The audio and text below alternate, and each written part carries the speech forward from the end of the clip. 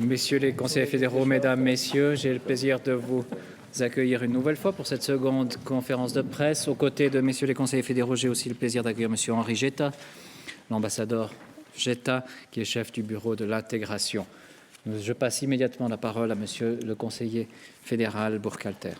Bonjour Mesdames, bonjour Messieurs. Le Conseil fédéral a aujourd'hui confirmé et un peu précisé également sa position stratégique en ce qui concerne la démarche pour les relations entre la Suisse et l'Union européenne. Il a souhaité vous en faire part dans les grandes lignes aujourd'hui déjà. Nous avons au fond confirmé le principe de l'approche coordonnée qui avait été convenue l'année dernière avec le président de la Commission européenne, M. Barroso. Nous avons aussi un peu décliné cette approche, on peut le dire de manière générale encore une fois, en 5 points. Le premier point, c'est que le Conseil fédéral a décidé de donner une priorité à un des accords, le dossier de l'énergie et de l'électricité, le dossier qui est un des dossiers d'accès au marché, qui concerne également le transit et les énergies renouvelables, vous le savez. Du point de vue matériel, en effet, dans ce dossier, les négociations sont bien avancées. On peut raisonnablement espérer arriver à la conclusion de cet accord. Sur le fond, encore une fois, les choses avancent bien. Et cet accord serait, on peut le dire, d'intérêt mutuel pour la Suisse et pour l'Union européenne. Ça, c'est le premier point. Le deuxième point, dans le cadre des négociations sur ce dossier, le Conseil fédéral veut également permettre la recherche d'une solution aux questions dites institutionnelles. Cette approche, à nouveau bottom-up, par un accord et non pas de manière abstraite sur l'ensemble des questions ou de la question institutionnelle, avait été évoquée déjà depuis quelque temps. Au fond, c'est quelque chose qu'on a fait assez souvent par le passé. Pour chaque accord, en fait, il y a une discussion institutionnelle. Nous souhaitons la faire dans le cadre d'un accord concret également, donc concrétisé dans un cas précis. Et puis, nous envisageons un caractère de précédent à la question institutionnelle de cet accord, mais qui serait attribué à une éventuelle solution des questions institutionnelles dans le cadre de cette négociation en fonction des résultats concrets que nous aurons dans le cadre des discussions avec l'Union européenne sur ce sujet. Pour la Suisse, toute solution des questions institutionnelles devra tenir compte de la souveraineté, préserver le fonctionnement des institutions, tout spécialement, évidemment, la démocratie directe, et en conséquence, pour le Conseil fédéral, toute reprise automatique du droit de l'Union européenne est exclue. Troisième point de cette précision de la démarche, parallèlement au traitement de ce dossier éclaireur, on peut l'appeler, la Suisse et l'Union européenne doivent se mettre d'accord sur la concrétisation d'une feuille de route. Les prochaines étapes dans les dossiers actuels entre la Suisse et l'Union européenne sont dans cette feuille de route. Le Conseil fédéral veut pouvoir s'accorder au fond avec l'Union européenne sur un programme. Cette façon de procéder doit aussi permettre de préciser le contenu et les modalités des discussions.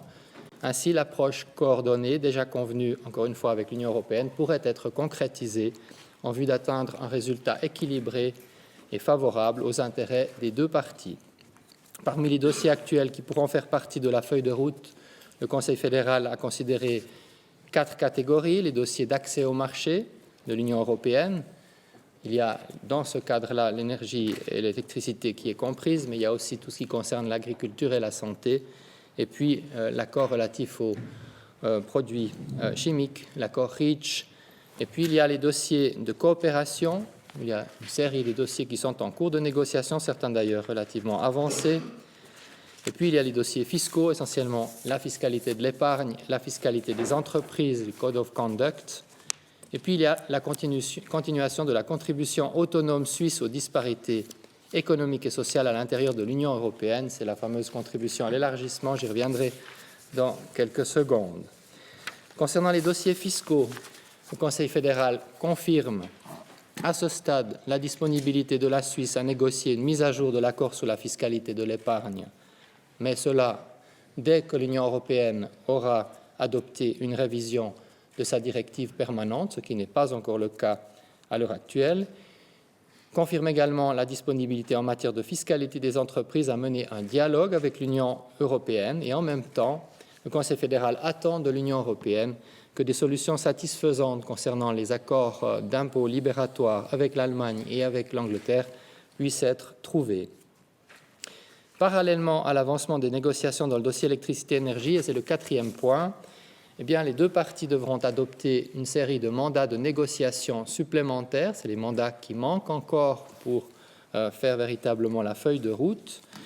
Il y en a une série des deux côtés, pour l'Union européenne et pour la Suisse. Et dans le cadre de la Suisse, j'évoque peut-être juste cette question de la contribution à l'élargissement, pour dire que le Conseil fédéral peut envisager un tel mandat, mais alors à deux conditions. Tout d'abord, les résultats sur l'ensemble de l'évolution de cette potentielle négociation devraient être favorables, devraient montrer des progrès.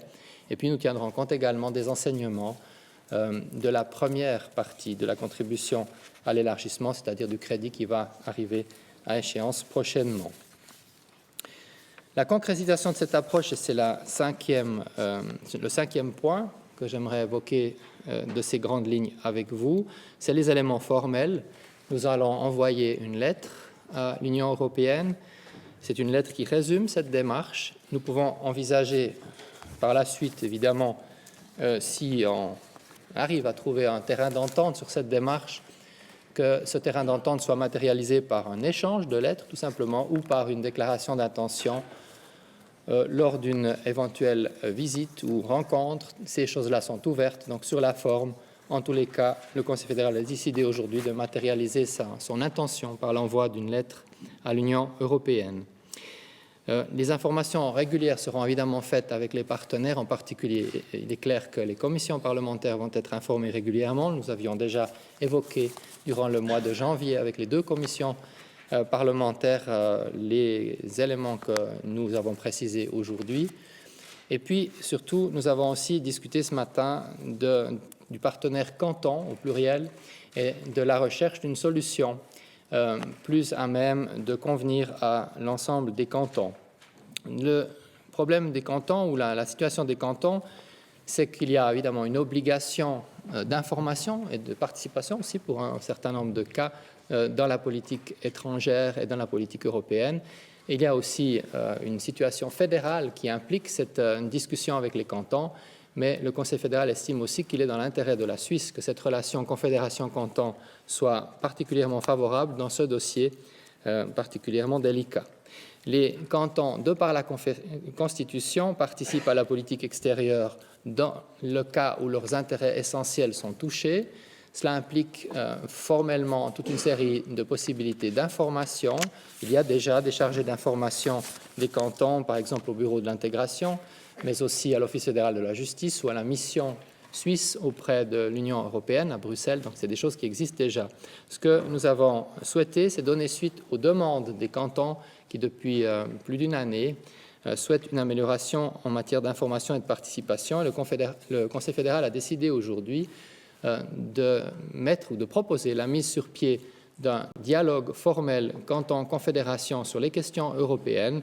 Ce dialogue formel sera donc une plateforme canton-confédération avec comme objectif de régler les questions d'information et de participation précisément, d'assurer l'information mutuelle, mais aussi d'accompagner le processus de négociation pour autant que celui-ci puisse être lancé sur la base de la démarche que nous proposons aujourd'hui aux partenaires européens.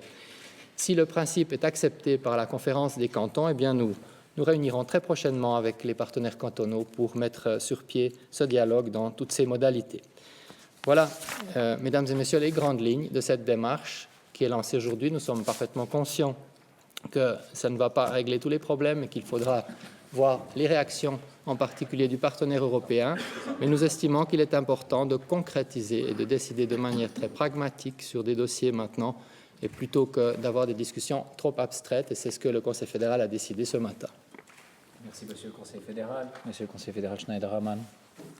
Wir sitzen zwei Bundesräte hier, weil wir zwei Departemente für die Europapolitik zuständig sind. Herr Schetta als Leiter des Integrationsbüros hat zwei Chefs und deshalb die beiden hier. Sie haben den Ausführungen von Kollege Burkhalter eben entnommen, dass es darum gehen muss, den bilateralen Weg zu sichern, den bilateralen Weg auch als übergeordnetes Ziel auszubauen. Der bilaterale Weg mit unserem europäischen Nachbarn ist der Königsweg. Es gibt keine Alternativen meiner Ansicht nach dazu. Und deshalb ist es absolut wichtig, dass wir in diesem Prozess vorankommen. Ich will Ihnen ganz schnell den wirtschaftlichen Rahmen noch dazu stellen. Und vorneweg, es gibt etwa 120 bilaterale Abkommen, die in Kraft sind. 20 Verträge mit der Europäischen Union sind sehr wichtige, zentrale Dossiers, Verträge. Dazu gehören der Personenverkehr, dazu gehört Schengen-Dublin, dazu gehört das Freihandelsabkommen. Und mit Freihandelsabkommen ist dasjenige gemeint von 1972, das eigentlich die Grundlage ist, die wesentliche Grundlage ist für unsere wirtschaftlichen Beziehungen mit der Europäischen Union. 60% aller Schweizer Exporte gehen in den EU-Raum, 80% unserer Importe kommen aus der umliegenden Europäischen Union. Wir gehören zu den 4 wichtigsten Handelspartnern der Europäischen Union, neben den USA, China und Russland. Die Handelsbilanz der Europäischen Union mit der Schweiz ist zugunsten der Europäischen Union positiv. Im Jahr 2010 etwa bei 20 Milliarden Schweizer Franken. Das dürfte im Jahr 2011 nicht wesentlich anders gewesen sein. Und so gesehen hat es, wenn ich diese Wirtschaftsbemerkung machen darf, hat es natürlich auch über den Wechselkurs Importvorteile auf unserer Seite geben müssen. Das sind ganz wenige Aussagen aus wirtschaftlicher Sicht, um noch einmal die Bedeutung unseres nachbarschaftlichen Verhältnisses darzustellen. Und es gibt den Königsweg bilateral und diesen bilateralen Weg will der Bundesrat weiterhin beschreiten. Herr Burkhalter hat Ihnen aufgezeigt, wie wir das angehen und weiterführen. So viel von meiner Seite. Merci, Monsieur le Conseil fédéral. Nous pouvons passer à la séance de questions. Qui souhaite s'exprimer? Monsieur Jeanneret. Le Conseil fédéral conditionne l'entrée en matière sur les discussions fiscales à une attitude qualifiée de constructive de la part de l'UE sur les accords dits Rubik. Qu'est-ce que vous attendez de l'Union européenne, finalement, qu'elle ne s'oppose pas à la ratification de ces accords par l'Allemagne et la Grande-Bretagne?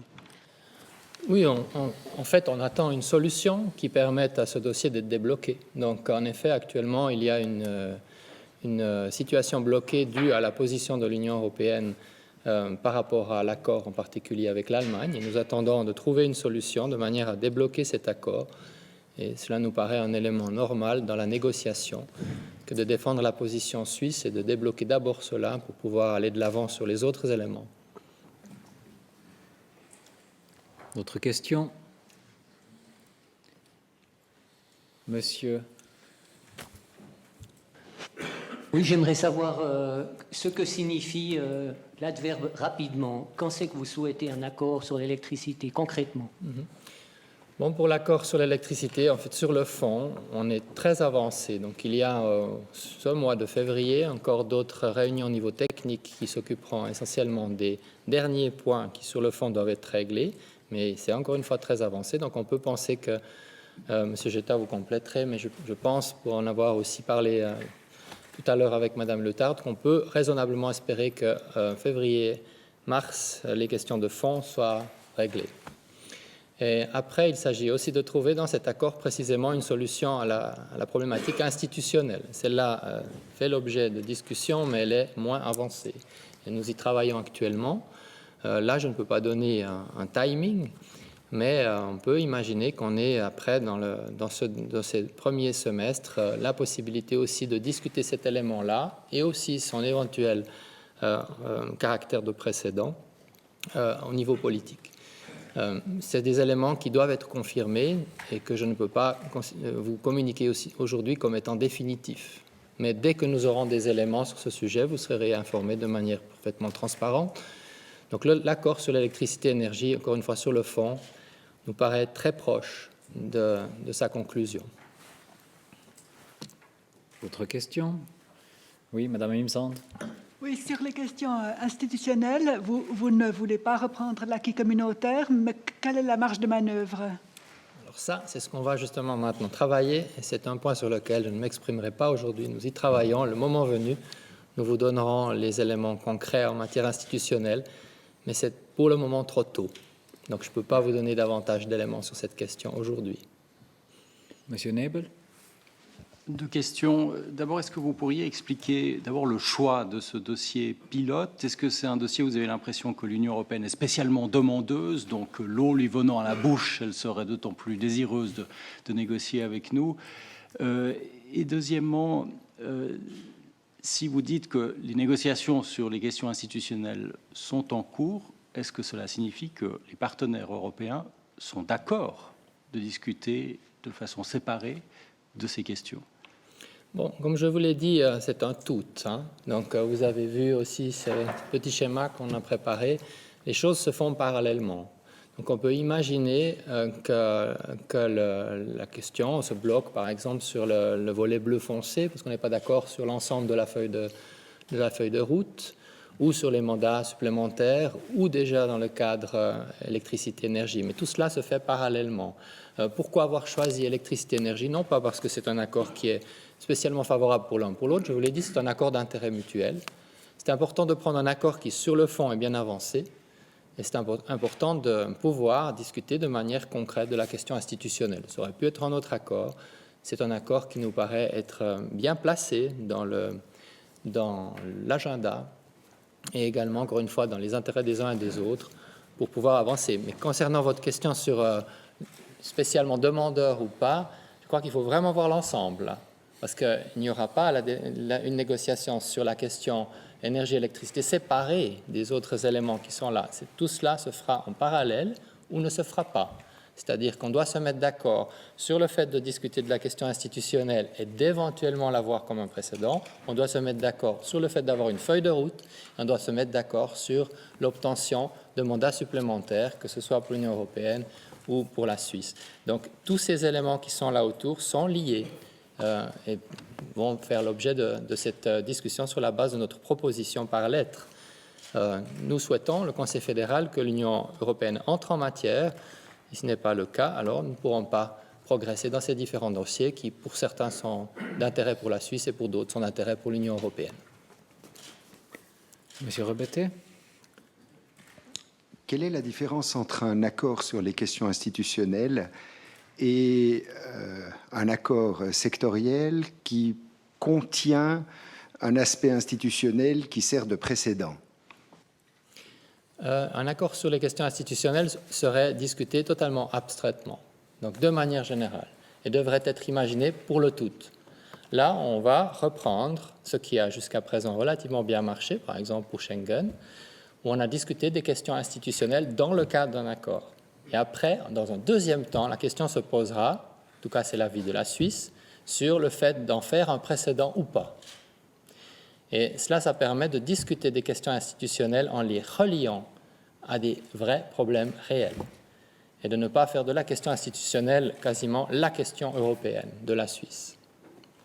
L'attitude de Bruxelles jusqu'à maintenant a toujours été de dire maintenant on veut un accord institutionnel. Est-ce que vous avez une ouverture, un élément, parce que les échos qu'on a récemment, c'est que pour eux, ils disent bon, si on le met dans l'électricité, on réglera de la même manière. Donc, est-ce qu'il y a une ouverture sur cette approche suisse ou c'est un paquet que vous proposez, ils le prennent ou pas? Faites attention avec les échos que vous avez. Vous aurez toujours des échos. On est en négociation, mesdames et messieurs, on négocie. On verra bien si c'est possible de négocier sous cette forme ou pas. Mais la position de la Suisse, c'est celle-là. Donc, nous voulons pouvoir discuter de manière à voir dans quelle mesure on peut reprendre cet élément institutionnel pour autant qu'il existe comme étant un précédent. Donc, on va une étape après l'autre. Et vous entendrez certainement des réactions négatives à l'Union européenne. Nous avons actuellement, différentes réactions, déjà, pré-réactions. Mais c'est la position de la Suisse, mesdames et messieurs. On ne va pas dans une négociation uniquement avec la position des autres, on va avec sa position. Donc le Conseil fédéral a précisément fait ça ce matin.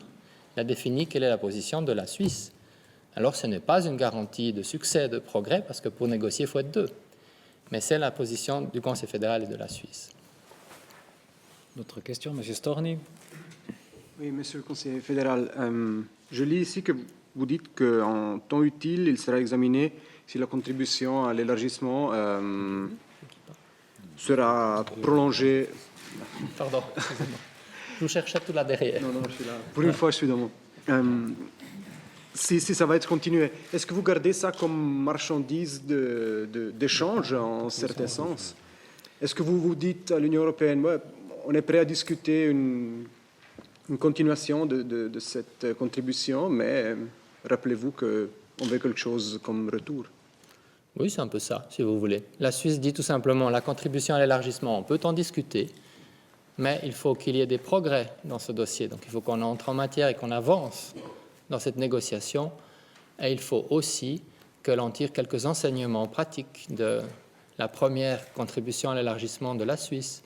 Donc c'est des conditions qui nous paraissent tout à fait raisonnables et qui sont dans l'intérêt de tous. Je crois qu'il est justifié qu'on imagine un tel acte de la part de la Suisse, qui est un pays souverain, en fonction également quand même de l'avancement de l'ensemble de la relation bilatérale que nous souhaitons avec l'Union européenne et qui a fait ses preuves pendant de longues années. Mais, est-ce que vous avez déjà des scénarios? Est-ce qu'on pourrait payer un autre milliard et 250 millions ou est-ce que ça pourrait être moins, plus? On sait déjà quelque chose? Pas m'en vouloir, mais si j'avais des scénarios, je ne vous les dirais pas. Parce qu'on est à l'aube, peut-être, d'une potentielle, éventuelle négociation et que ce n'est pas maintenant que je peux tout vous dire sur ce que l'on envisage de faire. Mais c'est assez normal comme attitude. J'imagine que vous le comprendrez. Monsieur Studer. Herr Schneider-Ammann, Sie haben, glaube ich, mal den Begriff der bilateralen 3 geprägt. Diese Idee ist jetzt eigentlich vom Tisch, oder wie muss man das jetzt verstehen in diesem Zusammenhang? Wir haben vor jetzt ziemlich genau einem Jahr gesagt, dass der Bundesrat das Verhandlungsdasein mit der Europäischen Union als ganzheitlich und koordiniert verstehen will. Das ist der Begriff, der gilt. Autre question, Monsieur Miéville. La négociation agricole me paraît formulée en termes très prudents. Est-ce que le terme d'accord bilatéral qui n'est pas prononcé est toujours d'actualité ou pas? Je confirme que nous sommes très prudents sur ce sujet et qu'il fait partie des éléments qui sont dans la roadmap, mais qu'on est conscient des difficultés spécifiques à cet accord-là. Il y avait d'autres questions ici encore, Monsieur Simonazzi. Monsieur Guillaume. Oui, quel est le plan B si l'Union européenne n'entre pas en matière? Je ne sais pas si on peut vraiment faire des négociations avec les journalistes, mais vous imaginez vraiment que je vais vous parler d'un plan B? Il n'y en a pas. Il n'y en a pas, et quand s'il devait y en avoir un jour, on vous en parlerait le moment venu. Mais il n'y en a pas. Voilà. Mais encore une fois, mesdames et messieurs, il s'agit de montrer, et c'est ce que veut le Conseil fédéral, que la Suisse, d'une part, attache de l'importance à la voie bilatérale, est conscient qu'il faut savoir un peu la renouveler et souhaite être proactif. Et cette manière de faire est constructive, mais si un autre partenaire dans une telle négociation ne veut pas de quelque chose, on ne peut pas l'obliger. Donc c'est une offre qui nous paraît juste, qui nous paraît potentiellement intéressante pour progresser. Nous savons que les avis divergent à l'Union européenne. Peut-être si vous allez chercher les échos, écoutez les nombreux échos et les différences des échos, parce qu'il y a plusieurs voix aussi. L'Union européenne n'est pas monolithique. Il faut savoir écouter un peu peut-être plus vite les autres avis que seulement le premier. Et on verra bien ce qui se passe. Mais l'important pour le Conseil fédéral aujourd'hui, c'est clairement cela, c'est de marquer une position de notre pays, une position ouverte, mais aussi clairement positionnée en faveur des intérêts de la Suisse. Et c'est normal. Il n'y a donc aucune raison aujourd'hui d'avoir un plan B. Nous sommes, avec cette proposition, prêts à discuter d'un certain nombre de points que l'Union européenne souhaite discuter. Nous offrons un cadre dans lequel on peut discuter et nous souhaitons que ce cadre soit utilisé. On est prêt à en discuter sur des aspects de modalité, bien évidemment, et c'est pourquoi nous attendons avec intérêt la réponse de l'Union européenne sur ces propositions. Il y avait encore... Imzand. On parle de l'application éventuelle d'une clause de sauvegarde. Est-ce que ça pourrait interférer dans ces négociations? Disons qu'il y a beaucoup de choses qui interfèrent de fait, c'est-à-dire que les relations entre la Suisse et l'Union européenne sont extrêmement vives et intensives. Ici, on parle essentiellement des nouveaux dossiers, mais on peut imaginer également de l'évolution d'autres dossiers, mais là, il s'agit vraiment de nouveaux dossiers. Dans l'application des autres, des accords en cours, il y a dans l'échéancier des éléments qui arrivent, et ce dont vous parlez maintenant, la clause de sauvegarde, est quelque chose qui nous occupe actuellement, qui fera l'objet d'une décision du Conseil fédéral. Donc, de fait, ça n'interfère pas dans ce processus, mais quand même, ça a un rôle dans l'ensemble du climat qu'il y a entre la Suisse et l'Union européenne, et qu'il y a aussi d'ailleurs en Suisse elle-même seulement. Donc, cette question-là n'est pas intégrée à cette procédure, mais elle fait l'objet actuellement, parallèlement, d'une discussion plus suisse, helvético-suisse, si je dirais, parce que c'est une question qui est dans un accord existant et que l'on peut utiliser. Monsieur Jeanneret. Pour revenir à cette solution institutionnelle, dans la proposition suisse ou dans la position de la Suisse, est-ce qu'elle est plutôt de type tribunal arbitral ou plutôt de type cour de la ELA, dans l'esprit ou dans l'intention? Non, je dois vous insister sur ce point. Aujourd'hui, nous ne nous exprimons pas sur le fond des questions institutionnelles. Donc, les questions institutionnelles vont faire l'objet de discussions et le Conseil fédéral devra sur ce point encore, de toute façon, discuter lui-même. Donc, il y a un processus en cours. Aujourd'hui, il s'agissait vraiment de définir la démarche stratégique et d'inscrire la question institutionnelle dans la démarche stratégique. Sur le fond de la question institutionnelle elle-même, ça, c'est des éléments qui sont encore en cours et que je ne peux pas aujourd'hui aborder. Pas par mauvaise volonté, mais par stratégie aussi. D'autres questions? Oui, Madame. Noch eine Nachfrage zum Thema Ventilklausel. Der Bundesrat hat ja schon Signale abgegeben, dass allenfalls diese Ventilklausel anrufen würde. Was muss denn passieren, dass das tatsächlich tut im April oder Mai? Der Bundesrat hat festgestellt, dass die Kriterien, um die Klausel gegenüber der EU, der 8, angerufen werden könnte, dass diese Kriterien erfüllt sind. Das ist das Einzige, was der Bundesrat bisher gesagt hat. Die Klausel könnte angerufen werden auf den 1. Mai. Das heißt, der Bundesrat hat Zeit bis im April, um darüber zu befinden, ob er Gebrauch machen kann, will oder eben nicht. Es läuft ein Prozess. Wir diskutieren Vor- und Nachteile, kurzfristige, längerfristige Aspekte und werden rechtzeitig mit einer Entscheidung aus dem Bundesrat an Sie herantreten. D'autres questions? Oui, Monsieur Davis. On avait souvent parlé d'accord cadre. Ce mot-là, on n'a pas entendu aujourd'hui. Accord cadre, ça fait plus partie de votre lexique? Si, on l'a entendu 2 fois maintenant de votre part. Non, vous ne l'avez pas entendu de ma part et le Conseil fédéral ne l'a pas utilisé ce matin, à moins que j'étais inattentif, mais je ne crois pas. D'autres questions? Si ce n'est plus le cas, je vous remercie. Je vous propose de prendre les interviews bilatérales dans cet ordre. Celle avec M. Burkhalter, coordonnée par M. Crevoisier à l'extérieur. Et s'il reste des interviews pour M. Schneiderhammann ici dans cette salle, coordonnée par M. Christen.